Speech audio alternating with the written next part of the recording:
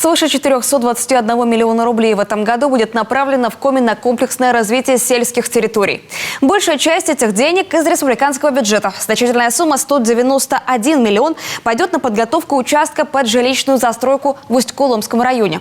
И это, как отметил глава, неудивительно. Сегодня это один из стремительно растущих муниципалитетов, где молодежь активно участвует в проектах по развитию аграрного бизнеса, и застройка частного жилого сектора показывает хорошую динамику.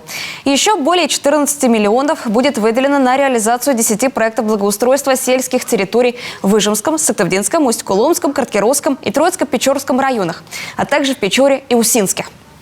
Благодаря этим проектам появятся новые детские площадки, тротуары и освещение. На развитие сельских агломераций поступит порядка 181 миллиона рублей. В этой подпрограмме участвуют 3 муниципальных района.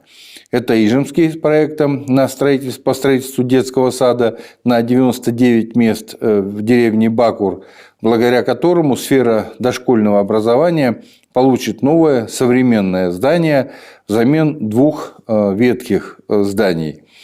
Усть-Вымский муниципалитет с проектом по строительству канализационно-очистных сооружений в поселке Студенец. Сыктывдинский муниципалитет с проектом по строительству сетей водоснабжения и канализации по улице Родниковой в селе Выльгород.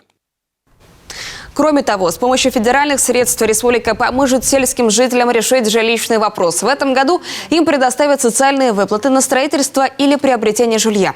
На эти цели выделено 66 миллионов рублей, из которых почти 10 миллионов – средства федерального бюджета. Воспользоваться поддержкой смогут 24 семьи.